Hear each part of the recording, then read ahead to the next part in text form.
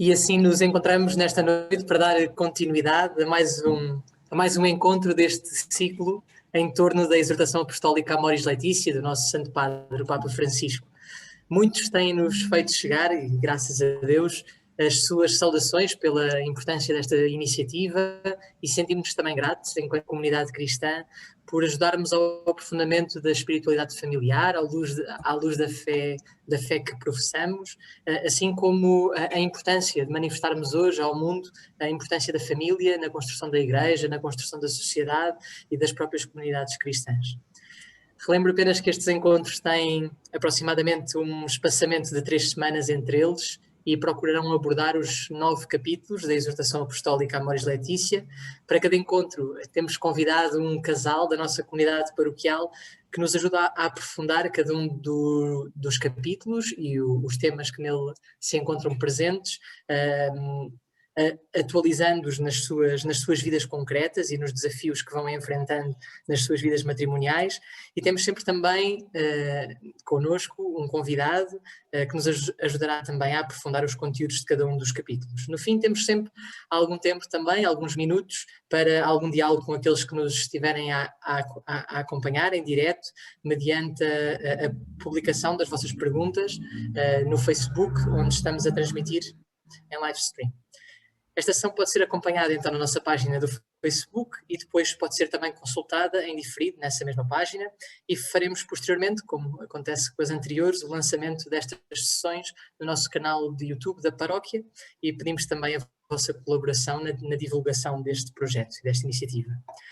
Ora, o capítulo de hoje, o 4º capítulo da exortação apostólica Amoris Laetitia, tem como título o amor no matrimónio e pretende mostrar aquele que é o núcleo da vida matrimonial, o amor. Como diz o Santo Padre, na exortação, a graça do sacramento do matrimónio destina-se, antes de mais nada, a aperfeiçoar o amor dos cônjuges, citando o Catecismo da Igreja Católica. O Papa Francisco parte de uma das mais belas odes ao amor nas palavras de São Paulo, na primeira carta que dirige aos Coríntios, capítulo 13, e percebemos de imediato as exigências de um amor assim vivido, e podemos ter dificuldade pela elevação dessa fasquia. De facto, o amor de Deus é extremamente exigente e nunca vingará, nunca poderá ser levado a cabo se considerarmos que o podemos fazer vingar apenas pelas nossas forças. A exigência deste amor, e por isso também a sua grandeza, deve ser aprendida na contemplação do próprio Deus, no reconhecimento deste Deus amor, sabendo que apenas com a sua força e presença é possível pôr este amor em prática. Numa citação do Evangelho, aos homens é impossível, mas não a Deus, porque a Deus tudo é possível. Remeto o tema deste capítulo e o seu conteúdo para o título da própria exortação, a alegria do amor, a que o Papa Francisco nos vai habituando nos vários escritos que nos tem oferecido. Tem sempre esta tónica da alegria, e a alegria faz parte intrínseca daquilo que é próprio da vida cristã. É fruto da ação do Espírito Santo que age nos corações e há de ser lugar... Também a vida matrimonial há de ser lugar dessa alegria, lugar contínuo dessa alegria, porque também a vida matrimonial é habitada e fecundada pela ação deste Espírito Santo, do Espírito de Deus, ainda que essa alegria seja vivida no meio também de sofrimentos e contrariedades. E a alegria surge da entrega desmedida própria do amor verdadeiro, que há de ser vivido no seio de cada família, como modo habitual de fazer, e não como um momento pontual ou extraordinário, fruto de um determinado impulso, de determinado momento. As alegrias mais intensas da vida, citando também o documento, surgem quando se pode provocar a felicidade dos outros, numa antecipação do céu. No dia em que celebramos a solenidade do Sagrado Coração de Jesus, um ícone muito imagético acerca do amor de Deus pela humanidade, contemplamos também a medida do amor que somos chamados a viver nas nossas vidas. Que, ao contemplar o Sagrado Coração de Jesus, possamos também identificar um modelo inspirador para a forma como as famílias vão aprendendo a experimentar os próprios sentimentos de Jesus, a transformar os seus corações cada vez mais à medida deste coração de Jesus que contemplamos, na vivência plena do amor, tal como revelado em Deus, não como uma utopia, mas como um desejo diário de corresponder a tão belo e bom ideal. Então, para o encontro de hoje, para além da Anusha e do Rafael, que farão a abordagem a este capítulo, temos também connosco o Padre Vítor Gonçalves, certamente conhecido de todos ou de muitos, que, dentre muitos dos ofícios que vai desempenhando, é pároco da paróquia de Santa Justa e Rufina, mais conhecida por São Domingos, em Lisboa. Que seja um belo aprofundamento acerca do amor e da sua necessária presença também e necessariamente no contexto familiar. Muito obrigado pela vossa presença. Obrigado. Nós é que agradecemos. Bom, eu acho que o Padre Miguel já fez quase o encontro, portanto... Já disse tudo, podemos terminar, não é? Não, lançou as pistas.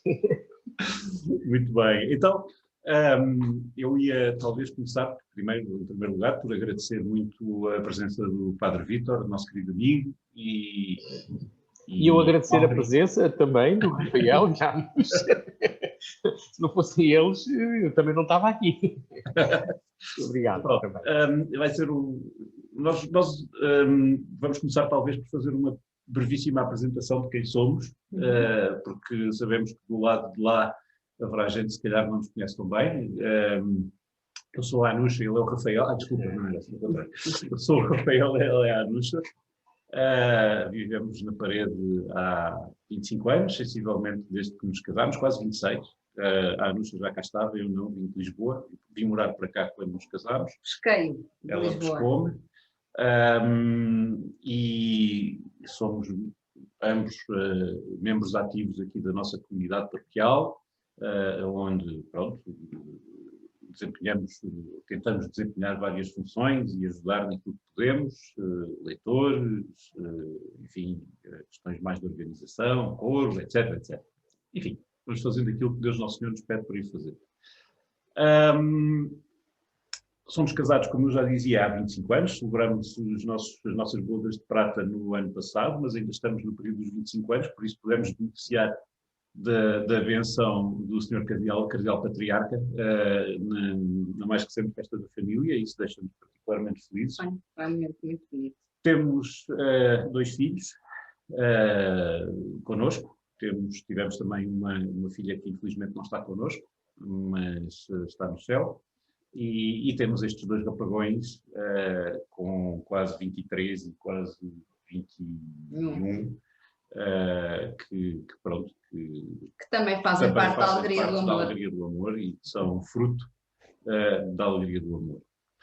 A Anusha é enfermeira, eu sou gestor. E no nosso agregado familiar, para além de nós os 4, eu, a Anusha e os 2 miúdos, temos também a mãe da Anusha a viver connosco, cá em casa, e temos o cão. Portanto, temos um agregado familiar bastante completo.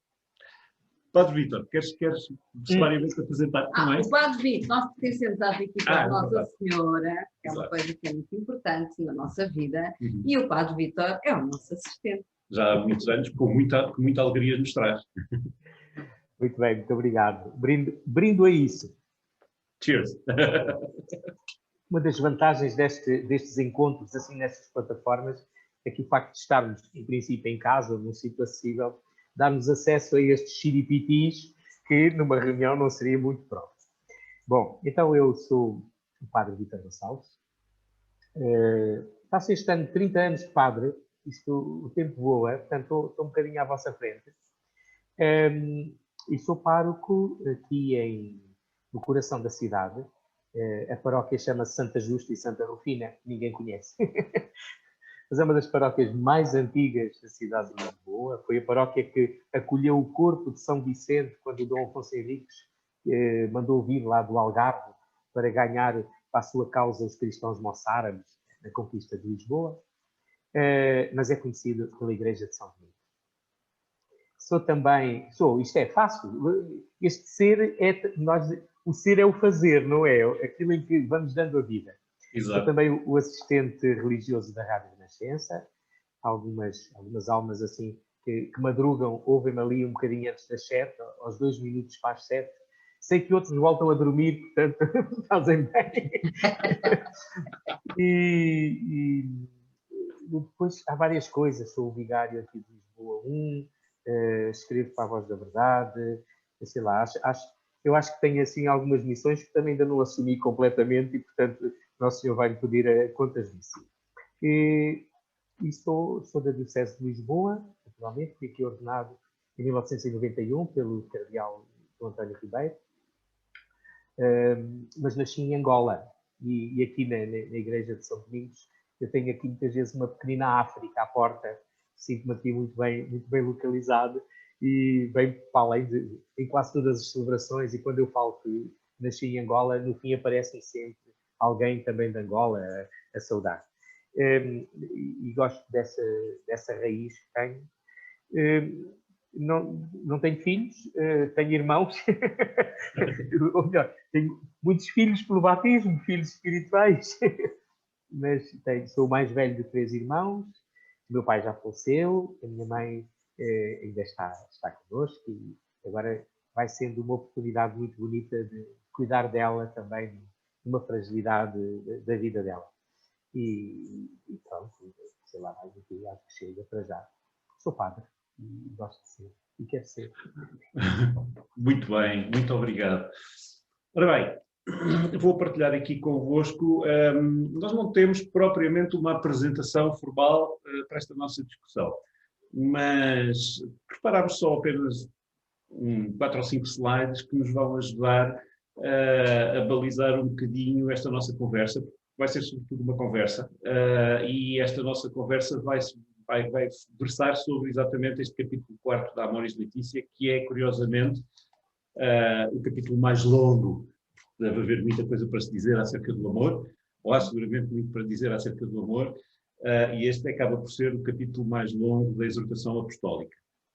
E penso eu, confesso que para nós foi um bocadinho uma surpresa, porque nós não tínhamos previsto inicialmente trabalhar num dos capítulos, mas ajudar na preparação deste ciclo de conferências, e pronto, e de repente o Espírito Santo tem destas coisas, não é? E o Padre Miguel, de conluio com ele, passou-nos um bocadinho esta tarefa para as mãos, que é falar sobre o amor e o amor no matrimónio. Então, assim sendo, eu começávamos talvez por explicar um bocadinho quais são estes 4 pontos, estes 4 grandes partes em que nós, de facto, dividimos, ou podemos dividir este 4º capítulo. Este capítulo tem estas 4 grandes divisões. Fala primeiro sobre o amor cotidiano e aqui faz este exercício magnífico de desconstruir um bocadinho o hino à caridade, que todos vós provavelmente conheceis, não é? Porque seguramente para muitos de nós e para muitos, e sobretudo, naturalmente, aqueles que de nós são casados, muitos de nós provavelmente escolhemos como uma das leituras no nosso matrimónio, pelo menos no nosso caso foi. No nosso foi. E acho que a maior parte das pessoas escolhem por ser, de facto, um excerto lindíssimo. E São Paulo trabalha de uma forma magnífica, e nós vamos ver um bocadinho isso aqui. Vamos tentar olhar um bocadinho para esses aspectos que caracterizam, no fundo, o amor e como é que ele, de facto, se transforma nesta dimensão de amor cotidiano. Depois, há uma parte um bocadinho mais prática, digamos assim, do capítulo, que fala sobre o crescer na caridade conjugal, no fundo, dando sentido e dando uma direção ao amor do casal. Depois temos a parte quente do capítulo, não é? Que é o amor apaixonado, a dimensão sentimental e erótica do amor que não está posta de parte e que o Papa Francisco tão bem trabalha neste documento. E termina com uma pequeníssima conclusão, que é a transformação do amor, que nós, de alguma forma, quase podemos falar que sumariza todo o capítulo, dando-lhe esta dimensão de poder dizer de uma forma muito, muito objetiva qual é o seu poder, o poder transformador que tem para os casais. Portanto, eu fui desafiado também, quando fizemos um bocadinho esta nossa reunião preparatória, o Padre Vítor é alguém muito ligado à cultura,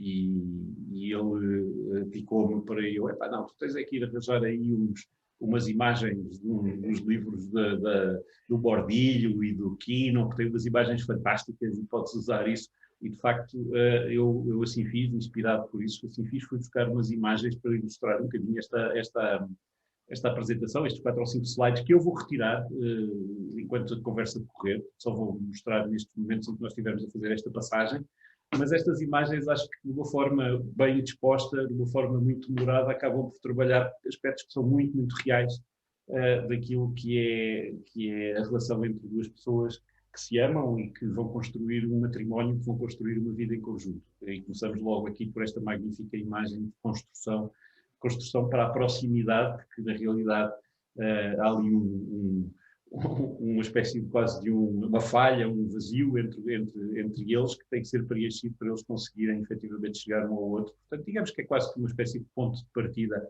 para o que aí vem, não é? E é um bocadinho aquilo que eu acho que nós sentimos, é que quando nós casamos achamos que estamos completamente no auge do amor e depois vamos percebendo que vamos pondo ali umas pedrinhas e que estamos cada vez mais próximos. Exatamente. E eu acho que isso é uma coisa muito, muito, muito bonita que nós temos vivido entre os dois.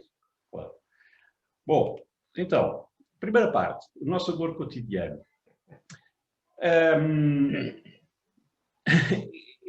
É uma parte muito bonita deste magnífico livro, deste documento maravilhoso que o Papa Francisco nos oferece, o pegar neste hino à caridade que todos nós conhecemos, não é? Elencar este hino à caridade nas suas várias características, dizer no fundo, e aqui é importante se calhar fazer aquela clarificação que também muitos de vós já conhecem, não é? Porque caridade e o que é que a caridade tem a ver com o amor? Bom, vamos lá ver. É preciso explicar um pouco esta questão da semântica, porque é sobretudo uma questão semântica que se trata, não é? Esta carta de São Paulo terá sido escrita por alturas dos anos 50, entre 52 e 56 depois de Cristo, foi escrita em grego, e os gregos têm esta coisa terrível, é que nós quando escrevemos amor, o amor dá para tudo, não é? Utilizamos a palavra amor e o amor, pronto, é o amor que eu tenho pelos meus amigos, pela minha mulher, pela minha mãe, pelo meu pai, pelo meu cão. É amor por todos os lados, é amor para dar e vender. Os gregos são um bocadinho mais complicados nestas coisas e têm 3 palavras que designam coisas diferentes. Têm a parte física, a parte erótica, que é o eros, que na prática é um tipo de amor. Têm aquele amor mais filial entre mãe e filho, entre irmãos, etc., um amor mais relacional, mais sanguíneo, digamos assim, que é o philia. E depois têm um palavrão, que é o agape, e o agape é aquele amor no seu sentido mais puro, o amor naquela sua essência mais pura, que não tem limites, que não tem limitações físicas, que não tem limitações de sangue, que não tem limitações, não tem limites, pronto, é isso mesmo. Né? E é essa palavra, o agape, que São Paulo utiliza ao escrever esta carta e ao escrever este hino. Portanto, quando ele está a escrever, e o que acontece é que da tradução, o agape muitas vezes, em termos de tradução, acaba por sair caridade. Mas é uma caridade que tem que ser entendida no sentido de amor e não no sentido da caridade como nós muitas vezes a interpretamos, de apoio socio-caritativo a alguém. Não é esse o sentido. Embora na prática isso também seja uma forma de amor. Mas depois o que São Paulo faz, e é absolutamente maravilhoso, é que ele, utilizando sempre um conjunto de adjetivos que vão caracterizar todos estes aspectos do amor, ele vai descrever o que é que o amor é e o que é que o amor não é. Portanto, tem este lado positivo, tem este lado, enfim, da exclusão, não é? E ao descrever o que é o amor e o que é que ele não é, ele coloca-nos desde logo à partida uma fasquia altíssima. Ele coloca-nos perante um desafio tremendo, que é esta questão de, ok, se vocês se amam, se vocês acham que se amam, então têm aqui uma espécie de manual de instruções para o amor. E será que se cumpre esse manual de instruções para o amor? Papa Francisco, na exortação apostólica, vai pegar em cada uma dessas características, já iremos falar um bocadinho sobre elas, vai pegar em cada uma dessas características e vai olhar e vai interpretar cada uma delas na dimensão daquilo que é a relação entre o casal. O casal que vive o matrimónio na sua plenitude. E perante isto, eu diria que, desde logo, surgem-nos 3 grandes questões, que acho que é um bocadinho o mote para esta nossa conversa também com o Padre Vítor, porque é importante que nós percebermos que há, desde logo, também no matrimónio uma dimensão vocacional, ou pelo menos nós achamos que existe, e que ela tem tudo a ver também com a dimensão vocacional que, por exemplo, um sacerdote assume na ordem, na forma como encara essa sua missão, essa sua escolha, essa sua ida para o mundo. De maneira que eu vou... Aliás, eu até diria que já recordo-me de ter lido alguns, já não me recordo exatamente qual o documento, mas quando um daqueles documentos magníficos que fazem a descrição daquilo que são os sacramentos, não é? Nós temos os sacramentos da iniciação cristã, etc., os sacramentos da cura, e depois temos aqueles 2 sacramentos, que são os sacramentos do envio.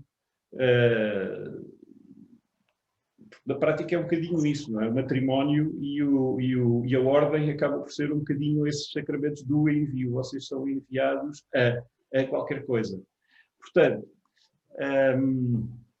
vou retirar agora este slide para nos verem melhor as nossas caras, e a nossa conversa vai ser um bocadinho à volta destas 3 questões, para tentarmos perceber, naquilo que é esta dimensão entre o casal e a dimensão vocacional também do sacerdote, como é que este amor se posiciona e se coloca uma fasquia nas nossas vidas e na forma como nós vivemos este sacramento. Eu posso contar aqui uma história engraçada, que quando eu estava para me casar, houve alguém que me deu um daqueles livros com montes de piadas acerca do casamento, como que a mulher tem que ser cega e o homem surdo, e essas coisas. Essas assim. coisas verdadeiras. E achei essa piada ali, mas há páginas tantas, tinha uma frase que me marcou até hoje, que é do Bismarck, que dizia: casei não por te amar, mas para te amar. E eu acho que isto realmente é de uma beleza tão grande e de uma entrega tão grande, e que foi uma coisa que nós temos tentado sempre, não é? O que quero ao máximo realmente é que o Rafael seja feliz. E, portanto, tentei fazer desta frase quase uma máxima. E isto, no fundo, resume também um bocadinho do hino à caridade, porque é muito exigente, mesmo, muito exigente. Sim, ele diz-nos que o amor é paciente. E eu consigo pensar em situações onde nós, volta e meia, perdemos a paciência, seja um com o outro, seja com os nossos filhos, seja até com problemas e chatices do dia-a-dia, não é? Diz que o amor é prestável. Não é? E o que é este ser prestável? O que é que isto efetivamente significa em termos de posicionarmos com a tal atitude de serviço, não é? O sermos serviço, o sermos bons nas nossas ações para com os outros. O amor não é invejoso. O amor não é arrogante nem orgulhoso. O amor nada faz de inconveniente. Tudo isto são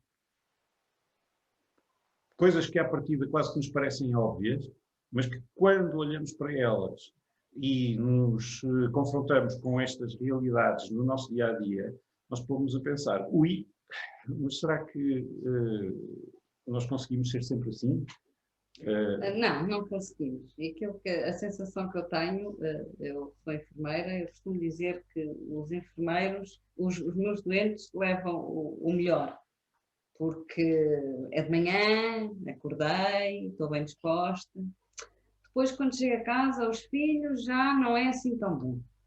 E o marido, às vezes, já só dá comigo a dormir no sofá.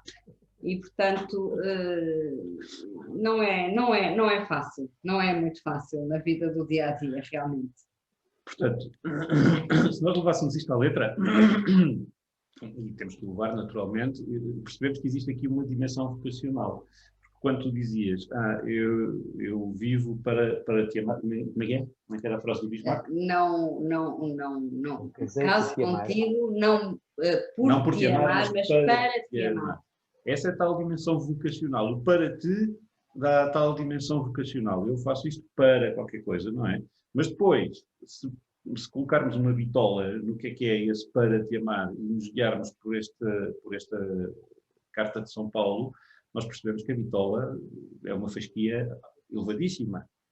Coloca-nos aqui níveis exigentes, muito exigentes daquilo que é o amor, porque o para te amar significa que eu tenho que ser paciente, eu tenho que ser prestável, que não posso ser invejoso, não posso ser arrogante nem orgulhoso, não posso ser inconveniente, não procuro o meu próprio interesse, não me irrito. Olha eu, nunca me irrito. Que não guardo ressentimentos, não é? Que não me alegro com as injustiças, que rejubilo com a verdade, que tudo desculpa, que tudo crê, que tudo espera, que tudo suporta. Eu vou ir mais com tudo desculpa, porque eu acho que quando nós gostamos um do outro e nos amamos, penso que não podemos relevar aquilo que não é tão bom no outro. E se nós pensarmos nos pratos da balança, em tudo que o outro tem de bom, se calhar desculpamos aquilo que o outro não tem de tão bom, não é? E aprendemos a conviver e a amar a pessoa. Para a segunda parte, é o que estou a andar muito depressa. Estás a dar depressa. Pronto, então vamos ouvir um bocadinho o Padre Vítor, que é para não assambarcarmos isto. Bem, na sua vocação. A minha vocação é muito curioso, e vocês estavam a falar, e eu lembro-me, portanto, para mim a descoberta de Jesus, assim, eu nasci numa família católica, fui batizado, fiz catequese, primeira comunhão, mas ali na adolescência foi muito bom uma crise, assim, de uma certa rejeição, e aquilo que foi para mim muito revelador foi ter aparecido em Queluz, terem aparecido dois casais, e é muito interessante isso, porque dois casais novos, com o primeiro filho a nascer, ou já tinha nascido, era assim, e que vieram oferecer-se ao pároco para... ou melhor, o Dom Albino tinha dito ao padre que iam para lá uns casais, e que ele os chamasse, ou eles iam ter com eles. É muito interessante este aspecto da vocação. Somos chamados... o chamamento de Deus é sempre para. O Rafael dizia isso. É para ele, portanto, estarmos mais próximos dele, mas para fazer o trabalho que ele não pode fazer, porque precisa de nós. Portanto, é para construir vida à nossa volta. E nesse contexto de grupo, para mim foi a grande iluminação, não foi queda do cavalo como a São Paulo, mas foi a descoberta da Igreja, a descoberta de Jesus, da Bíblia e deste projeto maravilhoso que é ser cristão. E é muito interessante vocês dizer, a Anúcia dizia aí, para te amar. Eu sinto que Deus nos chamou, num primeiro momento, e isso está muito subjacente, para fazer participar outros da felicidade que era acreditar em Jesus Cristo. Que era e que é acreditar em Jesus. E que isso muda a nossa vida e muda a perspectiva.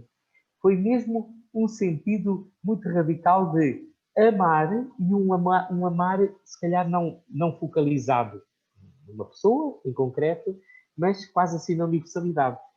Fui muito megalómano, claro, porque a gente não chega a todos, né? Mas, e o próprio Jesus não chegou a todos, e por isso precisou de contar com os apóstolos e com todos aqueles, e apóstolos.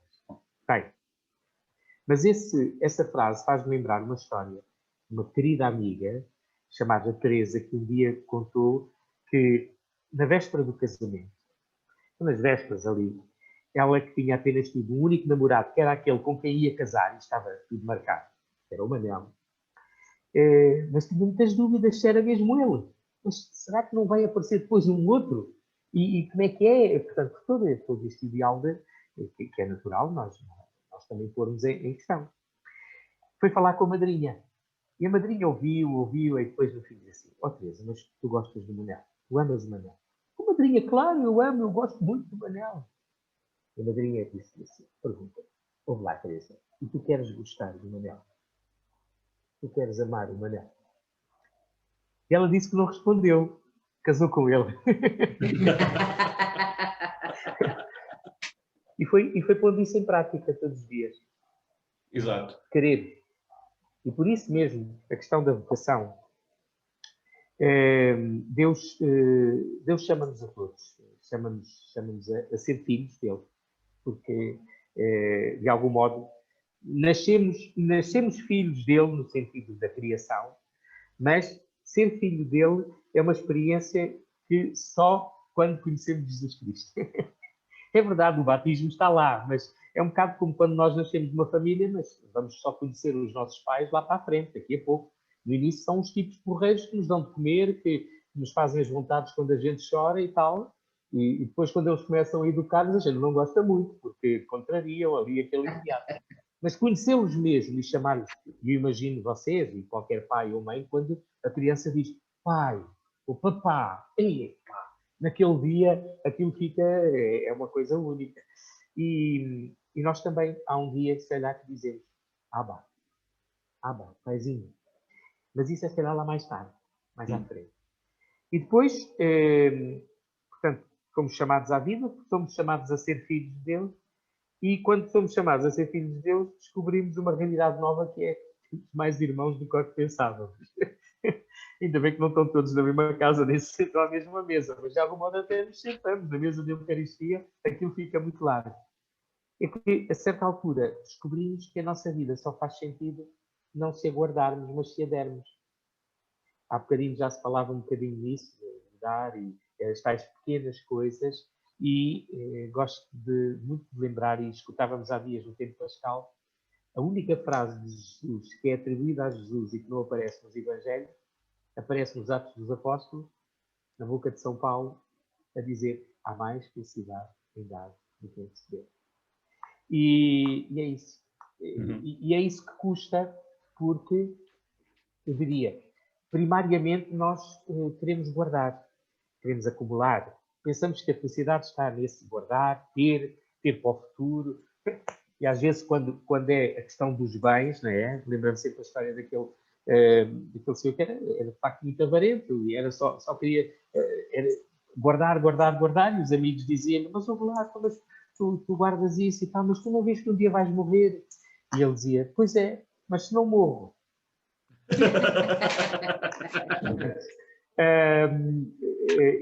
A dimensão do dar e essa dinâmica do dar. A vocação, eu gosto sempre de fazer um grande paralelo, e o Rafael há bocado já falava nisso, os sacramentos do envio, não é? Embora a confirmação está também aí nessa dimensão, confirmados para uma missão, confirmamos a fé para, no fundo, mandatados. Estes são os sacramentos do amor e do serviço. E o amor e o serviço na vida do casal, e o amor e o serviço na vida sacerdotal. Pomos aqui esta diferença, por exemplo, a vida religiosa, a vida missionária, a vida dos frades, das irmãs, radica no batismo, não radica neste sacramento. Radica no batismo. E nos sacramentos da iniciação cristã. E então, para mim sempre foi muito importante, e talvez foi a marca desses dois casais lá do início do grupo de jovens. Sempre foi muito importante a dimensão da vida dos casais e ao mesmo tempo dos amigos, e dos amigos que iam também fazendo não só escolhas, mas sentindo-se chamados a outros caminhos. Alguns amigos mesmo, olha, do meu grupo também, um que veio a seguir a mim, que hoje é o bispo do Mindelo, o Dom Hildo, que vocês conhecem também. Exato. E outros que seguiram o caminho do matrimónio, e outros até que não seguiram o caminho do matrimónio. E acho que aquilo que nos faz uma dimensão muito de comunhão uns com os outros, eu penso que é essa consciência de, se calhar, olha, aquilo que era uma das definições de vocação quando eu entrei no Seminário de Almada, em 82, e que o Padre Joaquim Duarte me dizia: a vocação é um itinerário com sinais de pista. Cada sinal leva ao sinal seguinte, sem nunca se saber o termo definitivo. Tal como o matrimónio. É como o matrimónio também, a sério. Não, nós não sabemos o final definitivo. E eu creio que o que vamos percebendo é a transformação que isto faz em nós, no fundo, a vida que se vai abrindo. Vocês na abertura um ao outro, eu na abertura a uma comunidade, a várias comunidades, sem perder a dimensão da família. É muito interessante, porque a família não é algo que nos puxa para trás. A família, a minha mãe, os meus irmãos, portanto, aquela família de sangue, que em alguns momentos é muito importante para nós, quer como apoio, mas também é muito importante como expressão do cuidado e do serviço também deles. E esta dimensão de vocação que faz com que eu não me esqueça. No dia da minha ordenação, estamos num estado eufórico, como vocês no dia do casamento, né? Parece que andamos no ar e a certa altura até nos atiram ao ar, essas coisas. Eu lembro depois sempre que me atiravam as calças, caíam para baixo, estavam um bocadinho largas, eu tinha que puxar as calças, ali nos Jerónimos, à frente dos Jerónimos. Mas nessa noite, eu, antes de me deitar, vesti o pijama, claro, e olho para o espelho e digo assim: oh Jesus, não se nota nada de diferente. Nada, era igualzinho. E contudo havia algo diferente. E eu acho que esse algo diferente é mais fácil, porventura, ver num casal, mas vai-se vendo no sacerdote ao longo do tempo. É uma questão muito gira, essa que estás a levantar, porque essa questão tem muito a ver até com, por exemplo, aqueles casais que assumem viver juntos antes até de decidirem celebrar o sacramento, não é? Celebrar, portanto, se calhar pode haver um bocadinho aquela tentação de pensar é a mesma coisa. Não é. Não é. Há uma nova dimensão que de repente entra na relação casal. Há um compromisso totalmente diferente. Há uma concretização vocacional que não existia antes, pelo facto de estarem juntos. Sim, estar juntos é uma escolha, claro, tudo bem. O matrimónio também é uma escolha, mas é uma escolha com uma responsabilidade e uma dimensão completamente distinta daquela de estar juntos. Porque estar juntos não tem compromisso. Pronto, as pessoas, por alguma razão, estão bem uma com a outra e decidiram, olha, vamos juntar os trapinhos. Mas a partir do momento em que elas decidem, ok, vamos dar um passo mais além do que aquilo que nós temos neste momento, a coisa muda completamente, porque passam a ter uma bitola completamente distinta. E essa é que é, muitas vezes, acho eu, a decisão complicada. Eu posso-vos dizer, para mim, nós somos sempre muito confrontados, de alguma maneira, com os nossos antecedentes, com a nossa história, com a história das nossas famílias, etc. Não é? Eu fui criado pelos meus avós, vivi na casa dos meus avós. Os meus avós tinham um casamento de muitos anos, quando o meu avô faleceu prematuramente, tinha 67 anos. Mas enquanto eles viveram juntos, eu percebi que o amor que existia entre eles já não era o amor que teria porventura existido. Mas aí iremos falar um bocadinho mais disso mais adiante. Mas isso veio condicionar muito aquilo que foi a minha maneira de pensar quando eu tomei a decisão de vou pedir a Nuxa em casamento. Porque eu já o tinha pedido muitas vezes. Ela já tinha feito isso muitas vezes. E ele recusou sempre. Eu não estava seguro do passo que queria dar. E mesmo, por exemplo, tanto os meus pais, eu sou filho de pais separados, os quais depois tiveram várias outras relações, tanto a minha mãe como o meu pai tiveram outros casamentos, e confrontado com tudo isso, a minha relação com a decisão do matrimónio não foi uma relação emocional, foi muito mais uma relação racional e até funcional.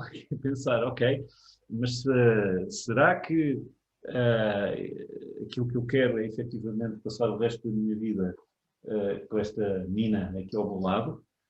E quando eu percebi que sim, era isso mesmo que eu queria, e que tínhamos ali os alicerces para construir um matrimónio à luz daquilo que nós acreditamos que deve ser um sacramento, então nessa altura é que essa decisão foi tomada. Embora não vivêssemos juntos antes, não vivíamos juntos antes, namorámos ainda durante uns anos antes mas pronto, poderíamos ter vivido, não tenho nada contra isso, como é óbvio. Aqui a questão foi que tomámos essa decisão e eu, particularmente, do meu lado, tomei essa decisão de uma forma muito mais demorada, muito mais racional, muito mais, porque é sempre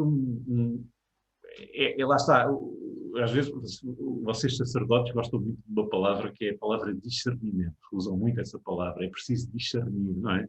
Eu tive que discernir essa vocação, tive que amadurecer essa vocação durante muito tempo para de facto perceber se era efetivamente isso que eu queria quando nós decidimos dar esse passo. Que engraçado, porque nós tivemos aqui, e para nós isso foi uma coisa difícil, porque ao contrário dessa Teresa que o padre Vítor contou, eu nunca tive dúvidas.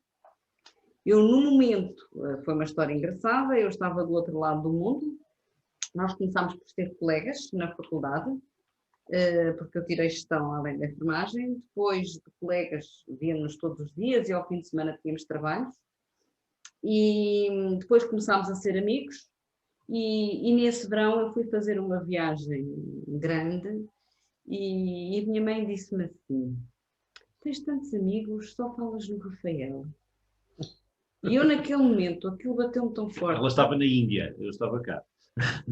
Que eu percebi que a minha vida não fazia sentido sem ele. É uma coisa que foi... Pronto.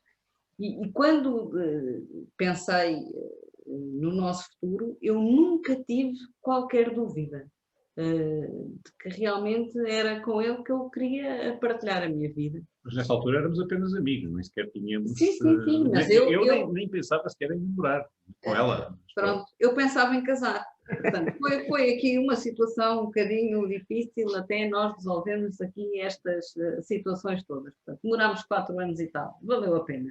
Valeu. Vale. Eu não foi com convicção. Valeu, não, vale. Bem. Muito bem. Olhem, nós temos que gerir o tempo. Vamos ficar só no primeiro quarto do capítulo. Deste capítulo ainda, o que eu gostava de dizer deste hino é que ele, de facto, ao falar de AHP, ele une todas as espécies de amor. E falavas aí da filia, do eros, porque ele no fundo, é concretização. Só para verem, quando os casais se escolhem esta leitura no casamento, e depois vai uma pessoa ler, nos casamentos a que eu presido, eu costumo depois desafiar a pessoa que leu a leitura a escrever com a letra dela, numa folhinha em branco, e a pôr numa moldura e oferecer ao casal. Para eles porem à entrada de casa, do lado de dentro de casa, claro, do lado de dentro de casa, logo à entrada da porta, ali junto ao sítio onde se põe as chaves, onde se põe as coisas assim, para que vão lá vendo essa concretização. Essa concretização é extraordinariamente simples, porque me lembra o filme O Violino no Teatro, onde a certa altura aquele casal, e principalmente o pai, vê-se confrontado que as filhas querem casar. Já não, porque a casamenteira escolheu, na segunda, aquela prática judaica do início do século passado, escolheu um noivo para elas, um marido para elas, mas querem casar por amor. E aquilo começa a mexer com ele, mas isto agora está tudo estragado, mas que é isto do amor? E o amor? E um dia confronta a mulher, se ela o ama. E ela chateia-se, até diz, mas que é isto? Passou-se, ele está doido, não sei quando. E entretanto é um musical, não é? E ela começa a dizer assim, mas amar, mas nós quando casámos não sabíamos o que era isso, nós também, tinha sido um casamento, arranjado pela casamenteira, mas, então, eu faço isto e aquilo, se isso não é amor, o que é? E eu faço isto, e começam a dizer as pequeninas coisas do dia a dia, que são a expressão desse amor. Uhum. E por isso, eu creio que o texto do Papa é de facto muito, muito prático, muito concreto. E neste novo nome até que ele dá a cada uma destas expressões, usando também aquelas, está um desafio, um bom diálogo. Nós nas equipas temos um ponto de esforço chamado dever de se sentar. que é assim, sempre que possível, uma vez por mês, com serenidade, com calma, ouvirmos mutuamente, né? Ouvir estes casais. Eu às vezes também procuro fazer isso, seja com um padre, não da mesma maneira, mas com um diretor espiritual, na oração, mas é importante este olhar para as tais pequenas coisas do cotidiano, que são às vezes pontos de mal-entendidos, coisas que não se dizem, coisas que se guardam, se calhar para dizer numa outra altura e depois se esquece, e aquilo vai acumulando. É uma riqueza muito grande, até porque há depois aí um ponto que é o diálogo, no tal crescer, no segundo capítulo, no crescer da caridade conjugal. E o diálogo... Já estás a entrar na segunda parte. Já estou, mas depois já não vou falar nisso. O diálogo numa relação, quer de amizade sem dúvida também, mas de um casal, é como a pedra filosofal que os alquimistas queriam descobrir, a Idade Média. Quando há diálogo, aquilo que parecia até lixo transforma-se em ouro. Uhum. Olha, e só por causa disso eu vou já pôr aqui o slide para a segunda parte. Na segunda parte, esta segunda parte deste capítulo, eu não sei se as pessoas conseguem ler exatamente o que está aí em legenda, mas a gente já vai traduzir. Trata do crescer na caridade conjugal e a imagem diz assim, vou traduzir aqui rapidamente do espanhol, porque isto está em espanhol. Para além do mútuo respeito, do amor e da fidelidade e essas coisas que já sabemos, juram os nobentos serem simpáticos um para o outro durante o resto da sua vida? Eu gosto das caras. As caras, olha, a mãe dele e o pai dela, assim com uma cara. E o padre também, está muito bem. Exatamente. Exatamente. Olha, eu sobre esta questão, o crescer na caridade conjugal, levanta logo, quando nós lemos este documento, levantaram-se logo aqui uma série de questões que o Papa Francisco acaba por responder muito bem, naturalmente, e de forma muito mais estruturada daquilo que nós poderíamos aqui eventualmente apresentar. Mas a ideia também não é, vamos lá ver, não é substituirmos a leitura do documento, porque nós recomendamos vivamente que toda a gente possa ler o documento. Portanto, é muito mais ajudar a posicioná-lo e enquadrá-lo e fazer despertar em cada uma das pessoas que nos estão a assistir, ou dos casais que nos estão a assistir, o irem ler novamente o documento e olhá-lo até, se calhar, para ele de uma outra forma. Mas há aqui, desde logo, um conjunto de perguntas que nos pareceram francamente interessantes. Amar é um ato consciente, sim ou não? O que é que se constrói, efetivamente, este amor? E pode a experiência estética do amor verdadeiro sobreviver aos anos? Bom, esta última questão tem muito a ver, de facto, com o tema que nós, se desejamos passar o resto da vida juntos, vamos envelhecendo, vamos ficando menos bonitos, vamos ficando menos fala por ti. A minha mulher não, naturalmente, mas eu sim. Portanto, pode o amor sobreviver a esta experiência estética? Pode o amor criar outras dimensões e ir-se alicerçando noutras dimensões ao longo dos anos? E eu não resisto, quando fui reler este documento, eu lembrei-me logo de duas coisas. Lembrei-me, em primeiro lugar, de um filme que eu vou só tirar, acho que já toda a gente viu, posso tirar a apresentação, assim ficamos aqui com as nossas caras mais velhas. Lembrei-me logo de um filme que até foi um querido amigo, colega vosso, o Padre João Adultério, que me recomendou aqui há uma data de anos.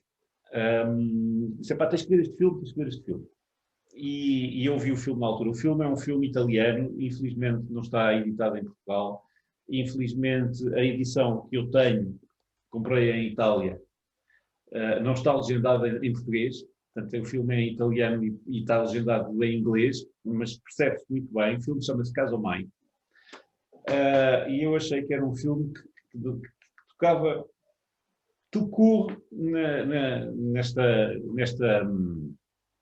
nestes pontos. A história também se conta muito, muito rapidamente. Isto é uma história de um casal de namorados que decide casar, decide dar aquele passo, não é? E querem ter um casamento muito especial. Então eles vão descobrir a igreja de infância da Stefania, que é a heroína da história, que é perdida lá numa montanha, lá no meio do nada. E quando chegam lá, descobrem um padre que está efetivamente à altura do desafio de lhes proporcionar tal casamento muito, muito especial. Não é? E nesta cerimónia, eles vão ser confrontados não apenas com aquilo que é a beleza do amor e da escolha e do facto de terem decidido viver a sua vida em conjunto, mas depois com os desafios que efetivamente são mais sombrios ao longo do casamento. A ilusão da relação, as tentações, a interferência de terceiros, sejam eles amigos, familiares, trabalho, os filhos, o cansaço. E cada vez que eu vejo este filme, e ontem revi-o, já não vi há algum tempo, ontem decidi revê-lo exatamente para nos estarmos a preparar também um bocadinho para esta conversa. Eu dei por mim a pensar, bolas, está tanta coisa que daqui efetivamente acontece nas nossas vidas de casal, não é? Que vão, sei lá, nunca mais tivemos a mesma energia depois dos filhos. Normal, provoca cansaço e o cansaço vai se acumulando e na realidade nós damos por nós a páginas tantas a pensar caramba, nunca mais fui o mesmo, não é?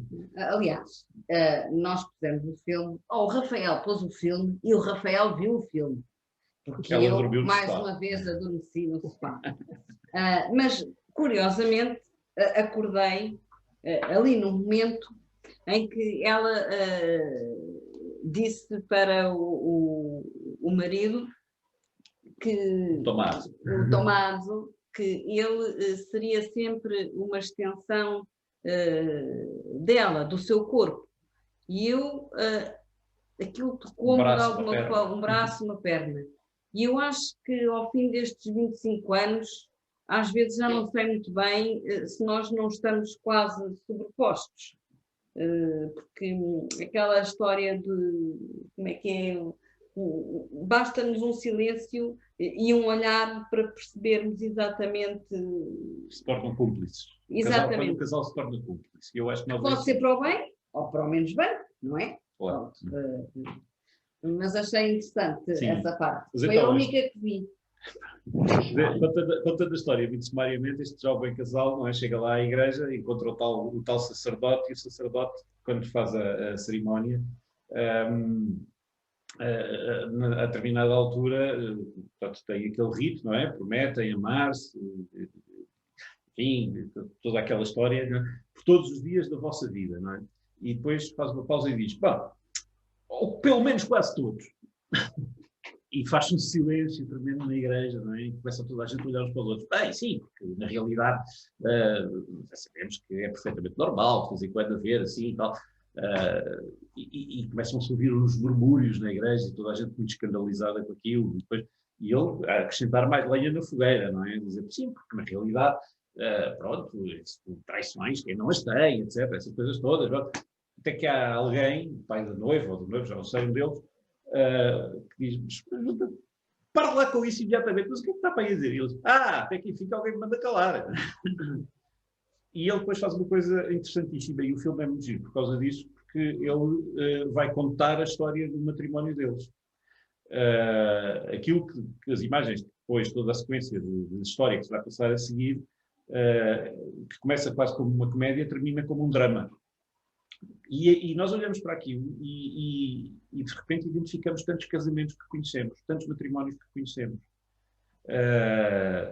porque de repente o casal se fechou em si mesmo, porque de repente começou a ter o tal cansaço com o qual não conseguia lidar, porque de repente começaram as frustrações, porque de repente estas coisas todas. E o que percebemos dali, felizmente é só uma história, não é? Porque páginas tantas, de repente, quando aquilo está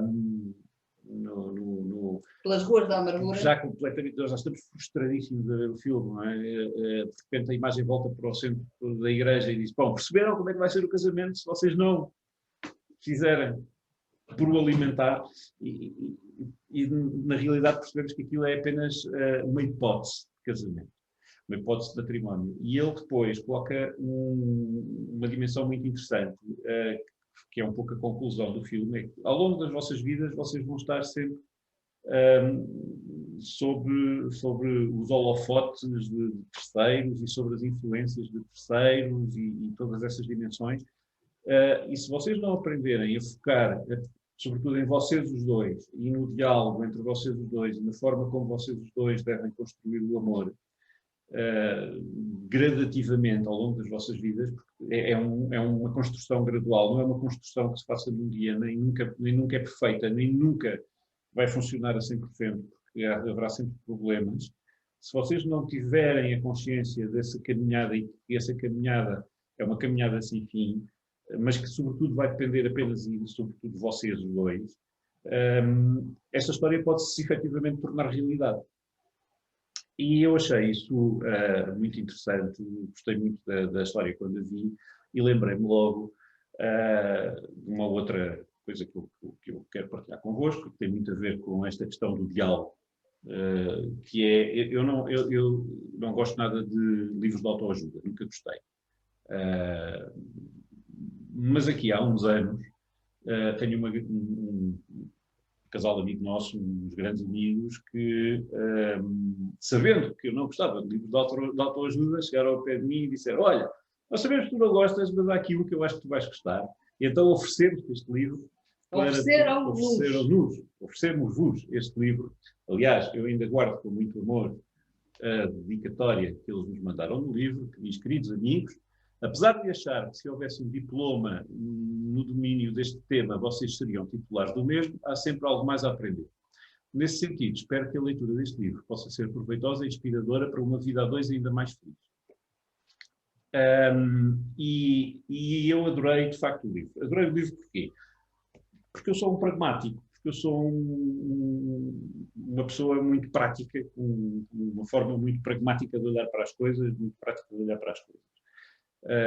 E identifiquei-me muito com este estilo de linguagem, porque o livro o que faz, basicamente, é desconstruir a linguagem do amor. Isto é um livro escrito por um pastor presbiteriano norte-americano, que se chama As Cinco Linguagens do Amor, de um tal Gary Chapman. E, basicamente, o que este livro diz, de uma forma muito sucinta, é assim: as pessoas não são iguais.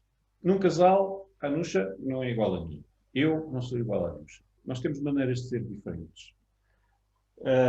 A Nusha tem as características dela, eu tenho as minhas, tenho os meus defeitos, a Nusha não tem defeitos. Claro.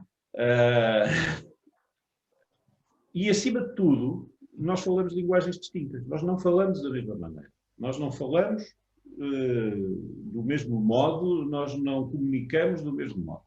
Nós provavelmente até temos lados do cérebro esquerdo e direito, provavelmente com pesos diferentes, como saberão. O cérebro tem dois hemisférios, não é? E cada hemisfério tem as suas características e exerce um determinado conjunto de funções, e há sempre um que é mais dominante do que o outro, não é? Já chego, vá, passa à frente. Olha o tempo. E dessa maneira, este livro que nos ajuda é a identificar qual é a linguagem que ela entende melhor, para eu a poder falar melhor, e a linguagem que eu entendo melhor para ela poder falar melhor. E isso ajudou-me muito a perceber que nestas 5 linguagens que o autor descreve como sendo o tempo de qualidade, as palavras de apreço, o receber presentes, os atos de serviço e o contacto físico, são as tais 5 linguagens, e que na prática, se nós formos a São Paulo, aquilo acaba por estar um bocadinho tudo lá, na própria Carta de São Paulo. Está tudo ali. Não é? E está tudo também no livro do Papa Francisco, não com as mesmas palavras, mas está tudo aqui também. Está tudo na Amoris Laetitia. O que ele nos diz é, vocês têm que aprender a falar a linguagem do outro, a perceber qual é a linguagem dominante para que, se vocês querem efetivamente ir construindo esse amor, vocês têm que investir nessa linguagem. E isso torna, do nosso ponto de vista, o amar um ato, sobretudo consciente, um ato de consciência, um ato muito mais pragmático do que meramente emocional. Porque o amor constrói-se, efetivamente, do ponto de vista, muito em cima disso. Eu vou fazer aqui uma confissão, não é? Quando começámos a namorar, eu não estava apaixonado pela Anuxa. E sei que a Anuxa não estava apaixonada por mim. Mas são valores de paixões diferentes. Pronto. Mas não estávamos. Não estávamos. Não. Mas hoje, envolvidos 25 anos de casados, estamos. Eu sempre achei que a paixão, e eu apaixonei-me algumas vezes, no fundo criar os outros à nossa imagem e a corresponder às nossas expectativas. Eu espero que ele me faça isto, eu espero que ele me faça aquilo, eu espero isto, eu espero aquilo. E depois percebemos que isso não é real, não há ninguém que faça assim, não é? Porque as pessoas têm os seus defeitos e as suas qualidades.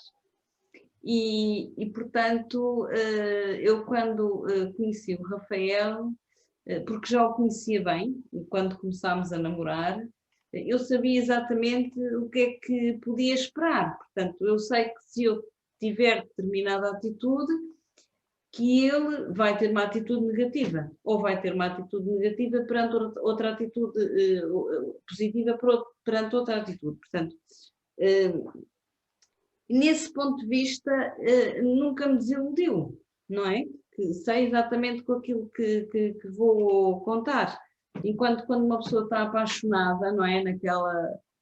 Isso vai correr mal, acho eu. Portanto, mas tu não estavas apaixonado, não foi bem assim. Ok. Não entramos em pormenores. Tá bem.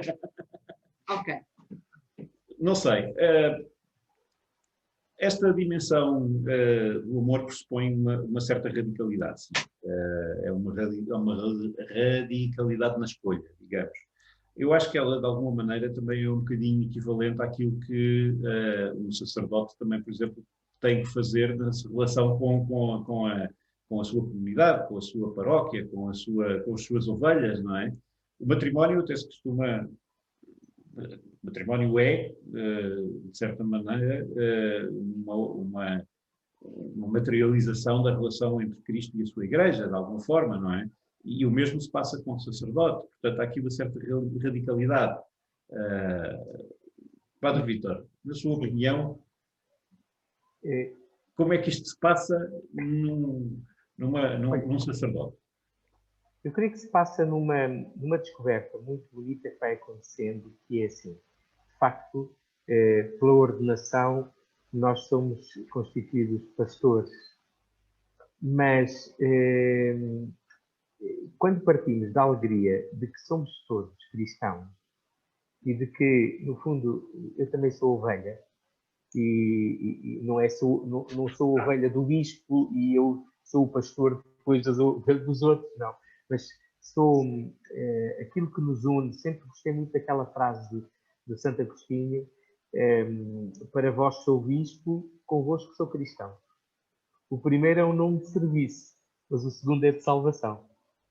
E eu creio que essa é a aprendizagem mais importante, de viver este amor e de viver esta caridade, já diria agora, sacerdotal. Primeiro porque nenhum de nós é um super-homem ou um herói, embora a tentação dessas imagens nos põe assim num certo pedestal, não é?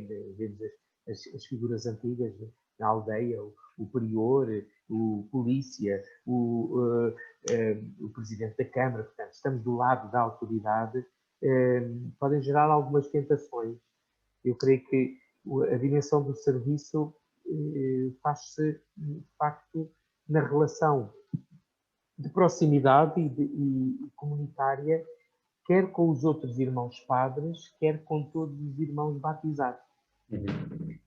E essa igreja de batizados, essa igreja de todos discípulos, e daquilo que eu guardo já destes anos de padre, é quantos irmãos meus foram meus mestres. Mestres pelo saber, mestres pela idade, mestres pela experiência. E como isso me ajudou a vencer aquele orgulho um bocado de... Eu sei muito, eu até estudei teologia, sei algumas coisas de pastoral, tenho muitas ideias. E é uma aprendizagem um bocadinho constante, sabe? Há um lema que, na dimensão da vida comunitária, que se calhar também se aplica à vida familiar, que me parece importante, que é: aquilo que pode ser feito por muitos não deve ser feito por poucos. E sabem que é das coisas mais difíceis das comunidades. Porque parece que às vezes, quando alguém começa a fazer uma coisa, ela quer ser dona dessa coisa. Se calhar o exemplo começa por nós padres. E é tão difícil, por exemplo, como é que é dizer, encantar os leitores habituais da missa, por exemplo, a chamar outros também, porque de repente eles vão ficar a passar para o segundo plano, ou vão ser mais, e aquilo depois está mais dividido. E eu creio que só isso é que traz verdadeira felicidade e alegria de servir, que é todos ao barulho. Quantos mais, melhor. Isto pode estar assim a passar fora do que vocês diziam, e eu creio que a minha experiência de padre tem também essas tentações muito primárias, até do apaixonar-nos, não é? Lembro, às vezes brinco, lembro da história daquele sultão que um dia estava muito triste e tal, e a sua preferida, das 100 e tal mulheres que ele tinha no harém, diz: "Oh, meu senhor, mas o que é que tu tens? O que é que se passa contigo?" Então, mas diz lá. "Apaixonei-me." "Então, mas por qual de nós?" "Não, por outro harém." E às vezes nós podemos apaixonar-nos por outra paróquia. Olha, eu penso que a paixão tem muito de ainda estar mais centrada em nós.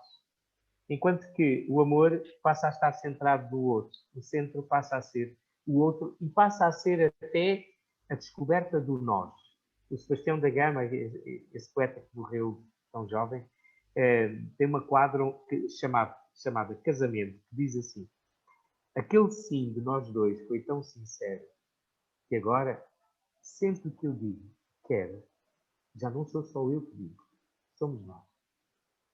E este nós era ele e a Joana Luísa da Gama, com quem ele casou e teve 9 meses casado, porque morreu depois. Mas isto para dizer o quê? Isso que tu falavas, Rafael, de descobrir as linguagens próprias um do outro. Jesus ensina-nos a fazer isso de uma maneira muito, muito concreta com as parábolas e com as perguntas e com algumas respostas que ele dá que de facto parece que sinto Jesus a sorrir porque vai apanhar alguém na rasteira, que é muito a forma de chegar como: "Então, quem de vocês não tiver pecado, atira a primeira pedra, vá, pronto." Mas depois não fica. Essas linguagens que são muito importantes na relação do casal, como são muito importantes na relação da comunidade, onde o padre é um irmão, sem dúvida, que tem um ministério, tem um serviço. Mas esse serviço, acima de tudo, deve ser promover o crescimento de todos. Eu estou a dizer isto e eu sinto que não o faço bem. A minha tentação às vezes é preparar a festa, atirar os foguetes, apanhar as canas e a dificuldade de delegar, como é tão importante também numa família. Se não delegamos, se não nos dividimos nos serviços e até se não pomos os filhos a participar, aquilo, o peso cai-se demasiado só sobre um. E não é por causa do peso, é pela alegria de todos fazermos e de todos construirmos. E o amor é isso mesmo. O amor é deixarmos da ideia de que somos super-homens, mas precisarmos uns dos outros. E vocês há bocadinho falavam que não estavam apaixonados, com as aspas, quando se casaram, mas que hoje estão. E eu creio que isso tem muito a ver com uma coisa que é talvez a aprendizagem mais importante da vida, que é sermos capazes de dizer: preciso de ti, preciso de vocês, preciso. Porque a tentação grande é achar que não precisamos, é achar que fazemos tudo sozinhos. E aí, quando isso acontece, não há amor. O amor é aprender a precisar. Mas também termos a consciência de que por vezes há limites e que há imperfeições e que essas imperfeições e esses limites são uma parte constante da nossa relação. Que a relação não é, muito que nós queiramos, perfeita. Aliás, o Papa Francisco escreve, eu tenho evitado citar aqui diretamente o Papa Francisco, direto do livro, mas eu não resisto a fazer esta frase, a citação desta frase. É mais saudável aceitar com realismo os limites, os desafios e as imperfeições e dar ouvidos ao apelo para crescer juntos, fazer amadurecer o amor e cultivar a solidez da união, suceder ou suceder. Porque é exatamente, nós sabemos que nessas relações, sejam elas em família, sejam elas em casal, sejam elas na paróquia, as relações em si não são perfeitas por definição, porque somos humanos, não é? Olha, e se fossem perfeitas era uma chatice, porque não precisávamos uns dos outros. Exato. E uma coisa muito importante que é em contexto de liberdade. Claro, claro. Essa parte é fundamental, porque tem que ser, é o meu marido, mas é porque ele quer ser meu marido, não me pertence, não é? E, portanto, é preciso também dar espaço. Dar espaço e perceber que queremos estar juntos, mas por vezes também precisamos do nosso espaço, não é? E isso é uma coisa muito importante. Olha, eu creio que, só para dizer ainda, sublinhar aí, nós ouvimos estas palavras muitas vezes, mas elas são muito importantes, que o Papa introduz aí na dimensão do amor do casal e o amor que se manifesta e cresce, aquelas 3 palavrinhas mágicas: com licença, obrigado, desculpa. E eu creio que na vida do casal, como na minha vida de padre, elas são muito importantes também. A minha vida sem dúvida, às vezes mais com umas do que com outras, e eu creio que esse sentido de relação aonde nós exprimimos também pelas nossas fragilidades, pelos nossos erros, esta profunda humanidade, porque o perigo no amor é também de vivermos para a aparência, como o perigo também numa vida sacerdotal, numa vida consagrada, de temos ali um ofício, temos ali um certo funcionar, mas depois a nossa vida do cotidiano, onde tem as fragilidades, se a gente não... Há um livro do Henri Nouwen chamado O Curador Ferido, que no fundo fala disso, é assim, verdadeiramente com as nossas feridas, nós, só aí é que também nos tornamos instrumento de cura também para o outro. Porque comungamos, por um lado, a experiência, olha, pecadora, falemos lá assim, né? Porque somos pecadores, ou fazemos pecados. Eu não gosto muito do somos, porque o ser é ali, é de uma ordem muito essencial, mas espantosamente Deus, no seu perdão, dá-nos uma oportunidade de aprender tanto de humildade, de verdade e de transparência, que é fulcral para viver as nossas vocações ao amor. Olha, e com isto vamos passar para a terceira parte. Sim, se daqui a bocado o Vitinho manda-nos para a cama. o amor apaixonado. E... Também já abordámos um bocadinho. Sim, já fomos falando um bocadinho. Mas há aqui uma questão que é interessante, que é o que é que significa hoje em dia casar por amor? Bem, já percebemos que há lugar para a paixão no matrimónio com muitas décadas. Sim, já percebemos que sim. Aliás, não, pronto, nós, independentemente da nossa situação, nós conhecemos outros casais, até Sim, claro. bastante mais velhos e com mais anos de casados, que continuam apaixonados. E percebemos que isso é saudável e isso dá-nos alento também para saber o que é que nos espera daqui para a frente, não é? Se continuarmos a trabalhar para isso. Mas para aqueles que hoje, por exemplo, são confrontados com o matrimónio e que escolhem casar-se, o que é que significa hoje em dia casar por amor? E o que é efetivamente este amor? Porque é um amor que, na prática, é um amor que não é maduro, é um amor que tem espaço para crescimento, não é, que cresce muito em cima daquela paixão inicial, do fulgor do início da relação,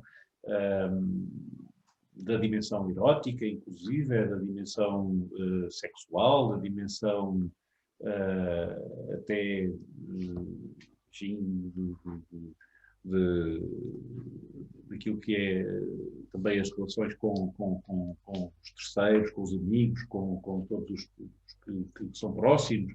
Portanto, há aqui espaço para perceber o que é isto do amor apaixonado, numa lógica enfim, como é que isto pode ser desenrolado ao longo do casamento, ao longo do matrimónio. O Papa Francisco aborda este tema de uma forma muito, muito pragmática. Aliás, vou retirar aqui a apresentação, porque entretanto já...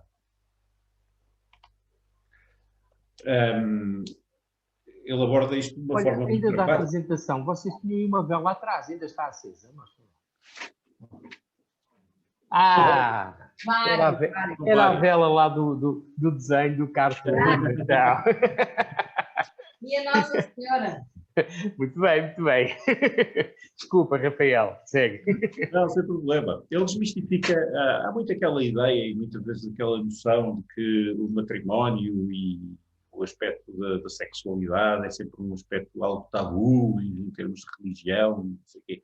Mas, na realidade, o Papa Francisco coloca-o de uma forma muito, muito pragmática e muito simples. É uma componente importantíssima, é uma componente absolutamente fundamental na relação. É uma componente de expressão do amor pelo próximo, é uma dádiva pelo próximo.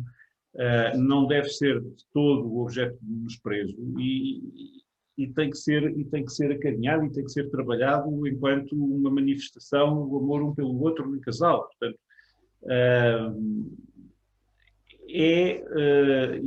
e a determinada altura ele diz-nos, inclusive, citando João Paulo II, não é? Que a corporeidade sexuada é não só fonte de fecundidade e de procriação, mas possui a capacidade de exprimir o amor. Exatamente aquele amor em que o homem, pessoa, se torna dom. Não é?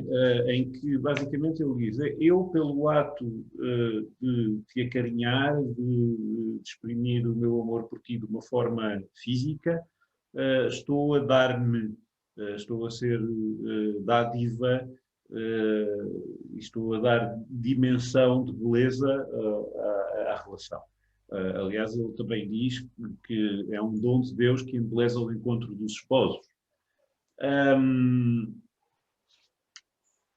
Eu sobre este tema sinto que ainda hoje há muito tabus, muitas formas muitas inibições a discutir este tema.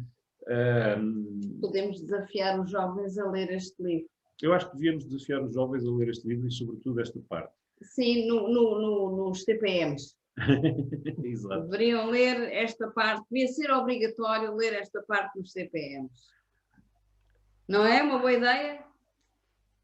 Diz assim, a determinada altura, eu vou ler aqui só mais uma frase, não é?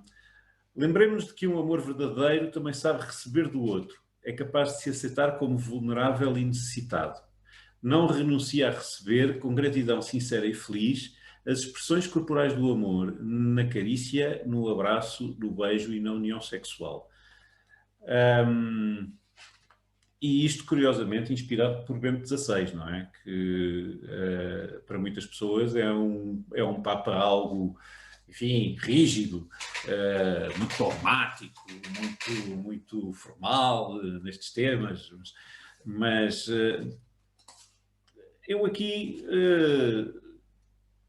gostava de dizer que esta matéria é uma matéria que para nós sempre foi, enquanto casal, muito pragmática.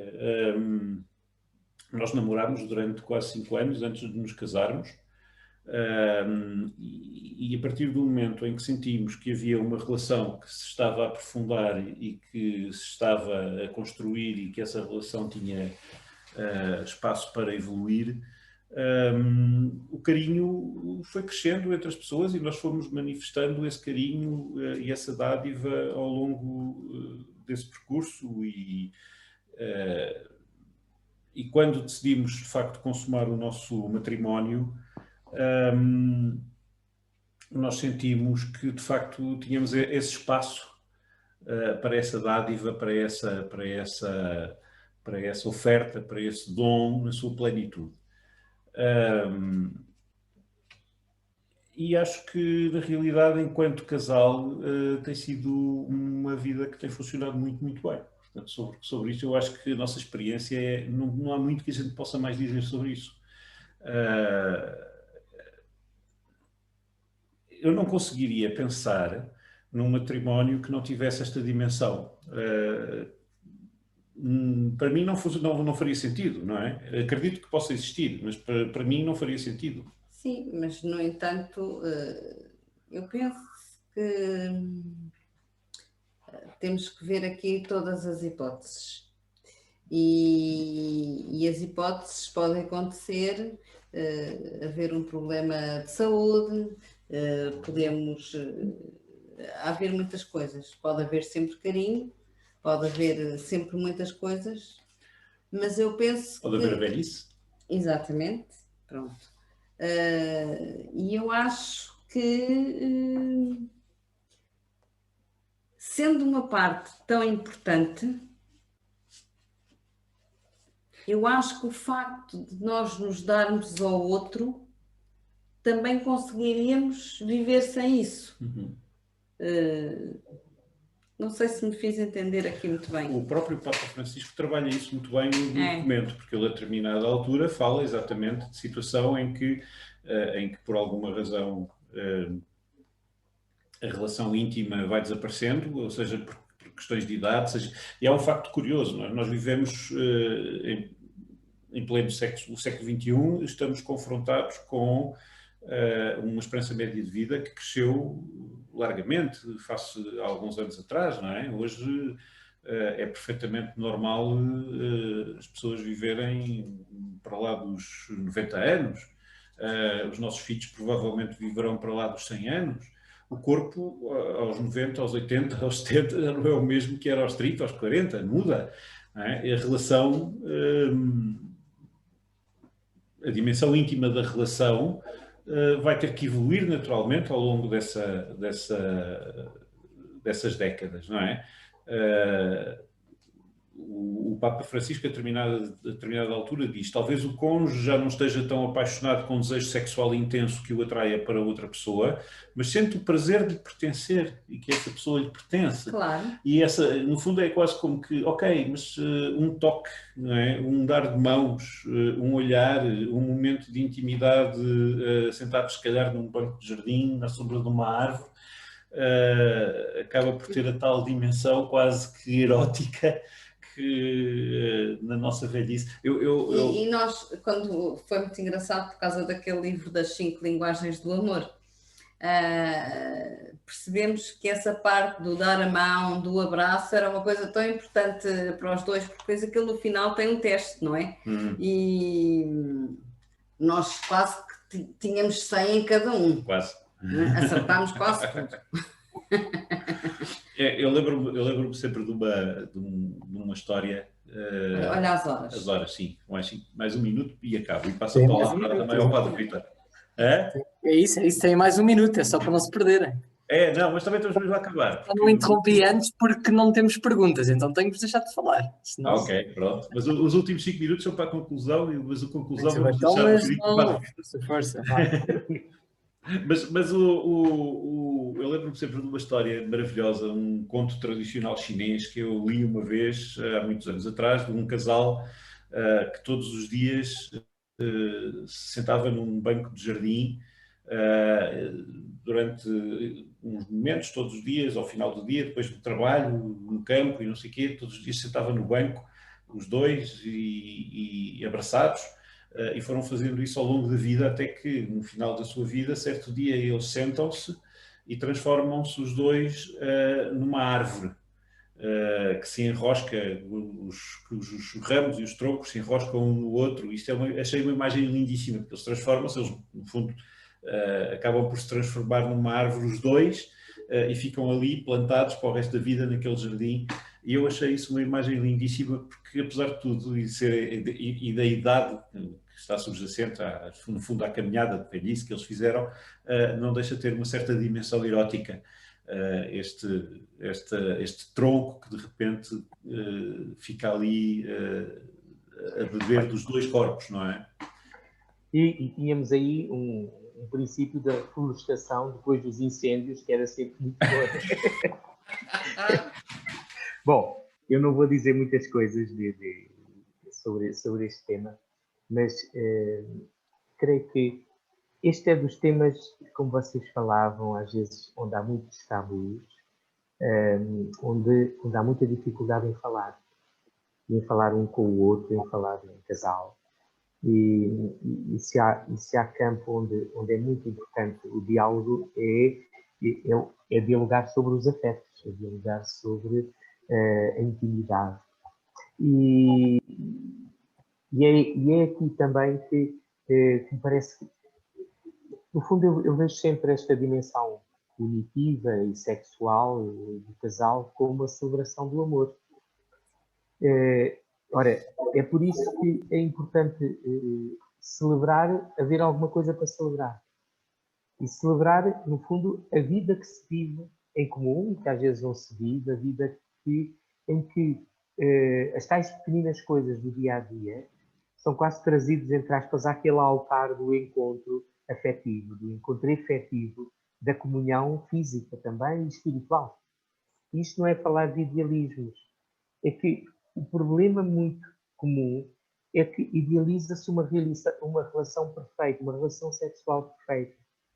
E o que acima há é caminho. O que acima de tudo há é caminho, é construção, é entendimento, é interligação, que é feito também com palavras.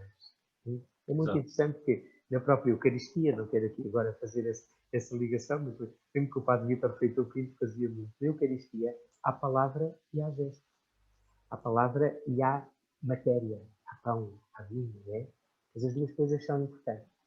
E por isso, o que pode ser perigoso num casal é deixarem de falar sobre as suas relações e sobre os seus afetos.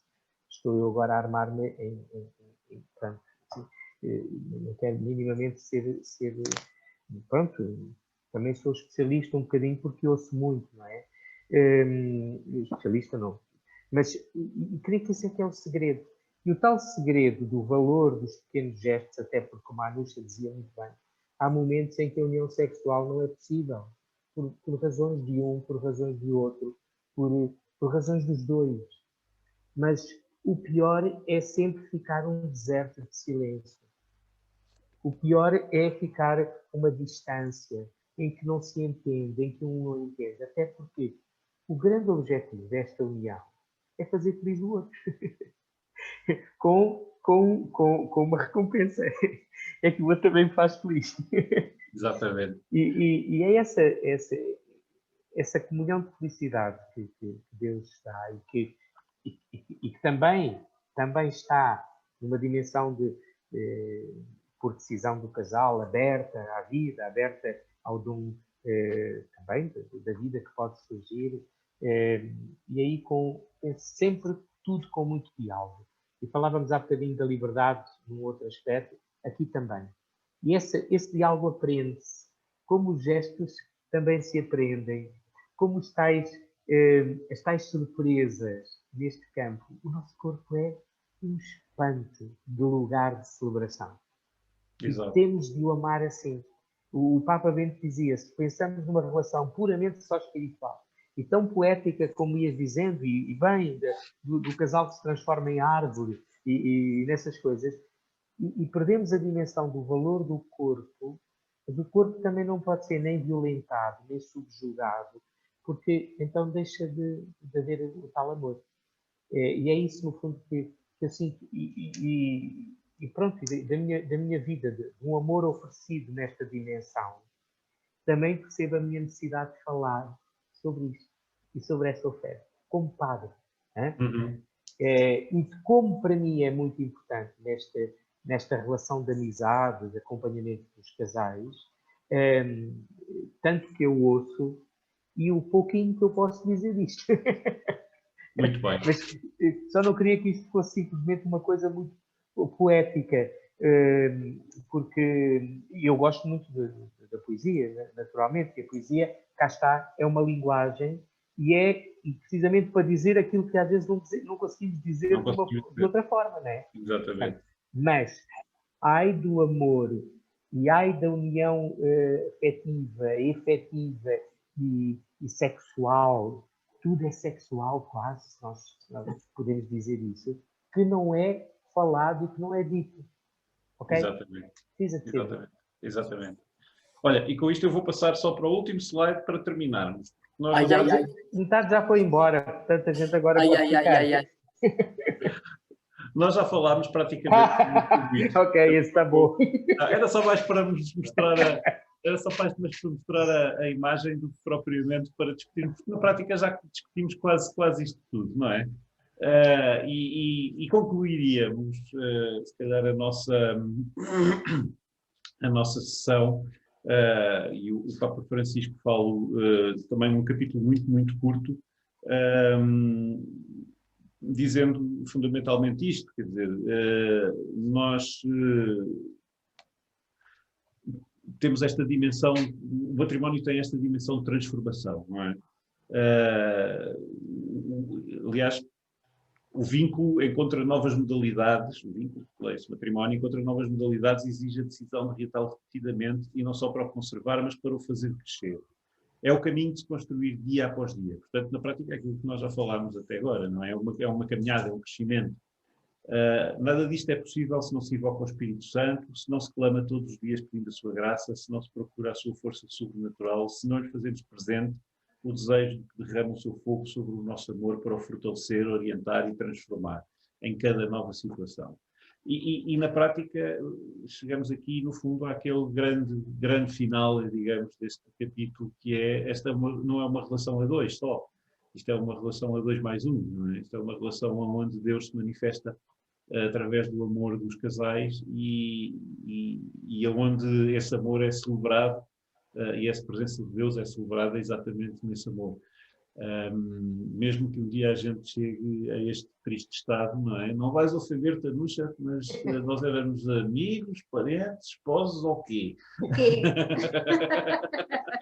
A minha última palavra, se me permitem, sobre esta transformação é isto assim. Lembra-se da canção do Rui Veloso, quando ele diz que o nosso amor já não tinha mais lenha por onde arder? Sim. E eu gosto, de facto, de pensar que o amor é também como uma fogueira.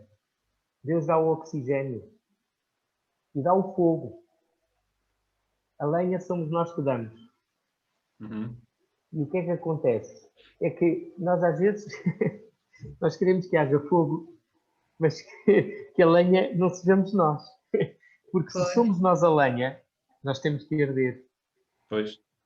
E, portanto, ficamos queimados. Não há amor sem nos queimarmos. Queimarmos não é no sentido, é a tal transformação. Exato. É quando nessa união nos transformamos numa comunhão. A comunhão dos dois, esse tal ser já não são dois, são um só, como dizia lá Deus no início da criação. E, portanto, é a nossa entrega sempre que vai construindo esse amor. Até porque, normalmente, as fogueiras apagam-se quando deixa de haver lenha de um ou dos dois lados, não é? Ou seja, arranjei lenha para me queimar, não é? Completamente. Olha, é o que temos. É um doce, é um maravilhoso queimar. Muito bem. Pronto. Então, Isto é mau por causa do calor dos incêndios que vem aí, mas acho que todos entendem que é um outro incêndio que é preciso atear. Muito bem, muito bem.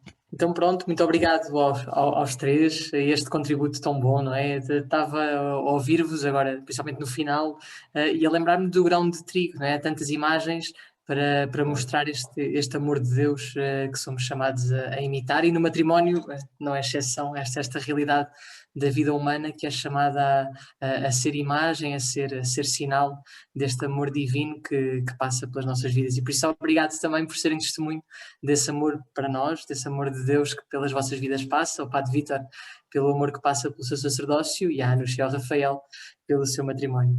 Então, terminamos da maneira habitual, está bem? Rezamos a oração que há de preparar, que há de preparar este encontro das famílias em Roma, como temos feito também a forma de, seguindo a indicação do Santo Padre, de irmos consagrando este ano como ano da família, que culminará também neste encontro, que será certamente muito fecundo para toda a Igreja e por isso também para as nossas vidas. vamos então. Em nome do Pai, do Filho e do Espírito Santo. Amém.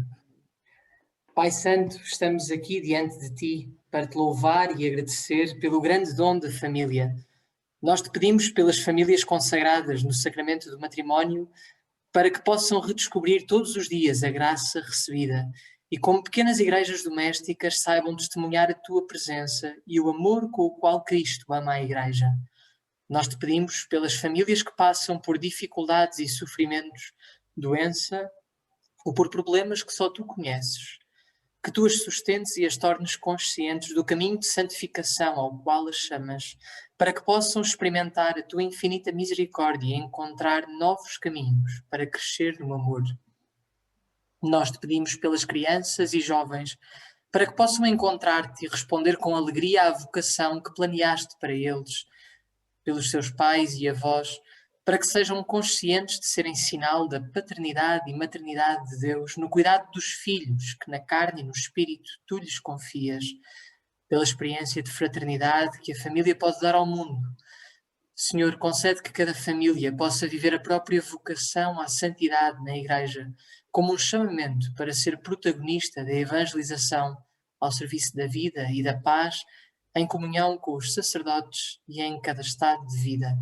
Abençoa o Encontro Mundial das Famílias. Amém. Amém. Então, uma santa noite para todos, àqueles que nos acompanharam. Obrigado mais uma vez, Padre Vítor, Obrigado também. e Rafael. Obrigado a todos. Obrigada. Até breve. Obrigado. Até breve.